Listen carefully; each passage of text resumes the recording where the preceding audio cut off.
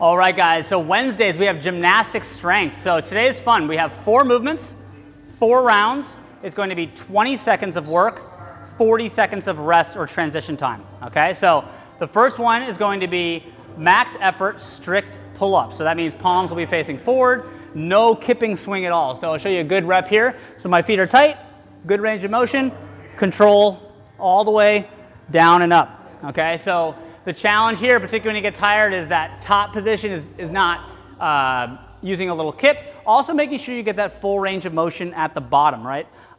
Most common scale will be to use the band. So when you use the band, 1 foot in, step down, hands on either side of the band. Same concept, keep those feet together.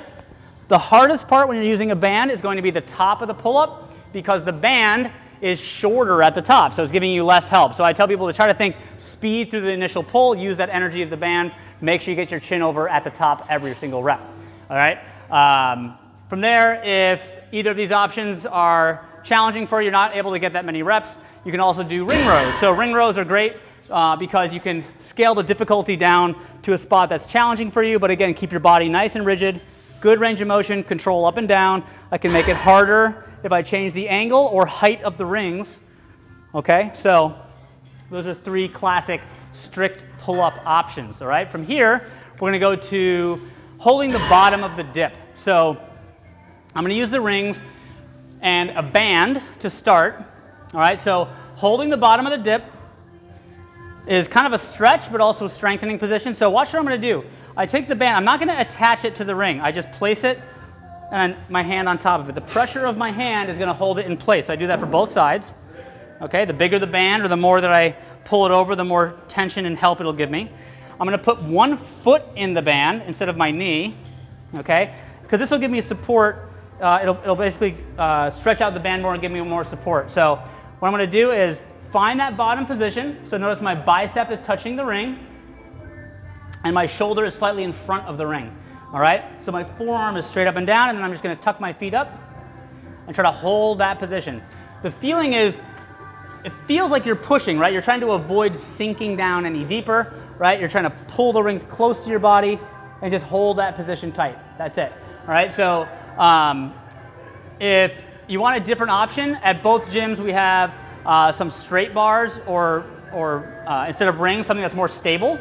That's something that you can use as well. And another option, if you need, is just to use the bench, put your feet straight out in front of you, and just hold your butt like an inch off the ground. Try to get your shoulder just below the height of your elbow, and just hold that position for 20 seconds, all right?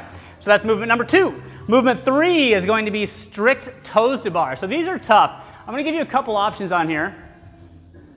So one thing about strict toes to bar, or strengthening your toes to bar versus what we do in kipping is keeping your legs straight.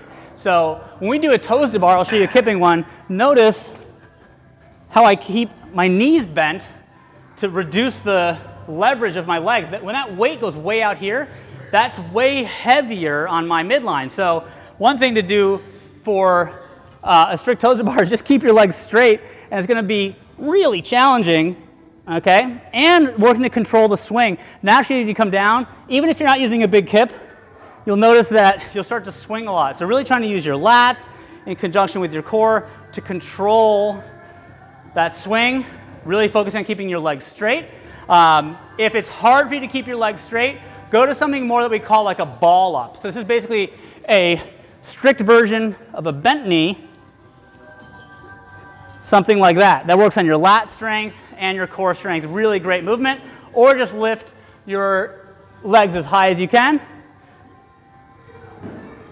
or even just something like that. But really, again, focusing on good control. I'm going to show you, if you follow me over here, for another version. The hardest one, I would say, at both gyms we have these stall bars. We don't use these often in class, but what this does is it braces your back, so as you lift your toes, you can't get any of this lean back. So it makes it significantly more challenging. It looks like this. You hang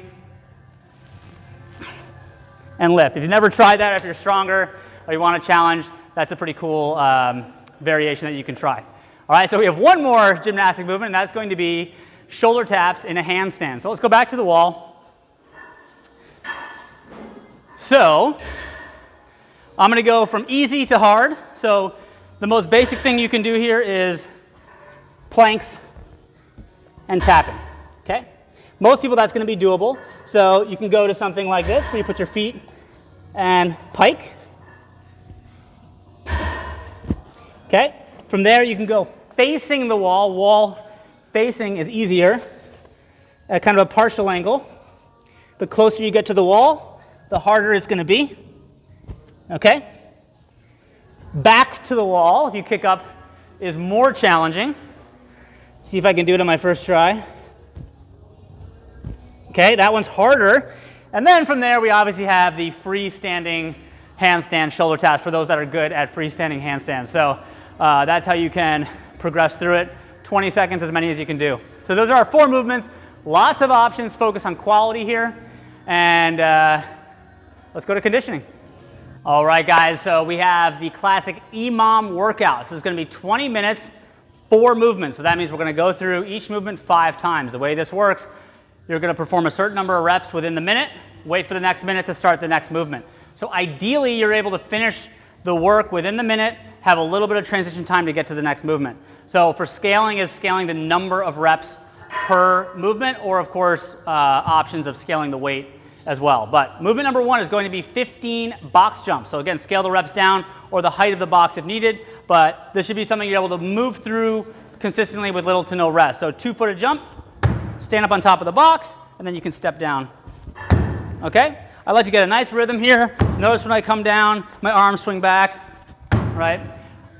I prefer, if you're gonna scale this, to scale the height, so you're focusing on jumping versus doing the prescribed height with a step up. That's a very different movement. We want to be exploding and jumping, all right? So box jumps is movement number 1. From there, we go to the wall balls. Wall balls are gonna be that front squat position that we worked on earlier this week, driving from the legs, shooting for the target. So the prescribed height is 10-foot height for men, 9-foot for women. Scale the height or the weight of the ball, but prioritize getting a good squat every time. So focus on eyes are up, good deep squat, explode.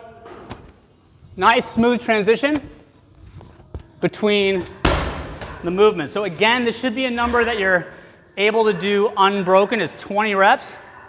So you can rest the remainder of that minute. From here, we're gonna go to 12 toes to bar. So we did some strict toes to bar in the strength. So now we're gonna be able to use that kipping swing. All right. A lot of people might do knee raises. So most common is gonna be nice high knee raises. Again, it should be a number of reps that you can do in 1 or 2 sets, okay? Toes to bar, all the way up, really focusing on that good transition from rep to rep. I remind people that you can go in between those 2 positions. So if the knee raise feels easy, but you're struggling to get the toes all the way up to the bar, that you can do a half range of motion where the toes are getting close to the bar, but you're still working on that good controlled swing. All right, so that's 12 toes to bar there. If you have any issues with your hand or shoulders, feel free to do some other version of abs on the floor or maybe GHD sit-up kind of stuff. All right, last movement will be 20 alternating dumbbell snatches. So 10 each arm, starts between the feet, nice flat back, drive overhead. The faster way is to switch in the air, touch and go off the ground. Okay, if you're not comfortable, you can rest on the ground. Switch hands here if that feels safer for you, or if you're tired and you want a little bit more of rest in between your reps, okay? Again, a weight that you should be able to push through those reps unbroken for the most part, so you get a little rest before you go back to your next round. So that's our EMOM for today, guys. Have fun with it. We'll see you tomorrow.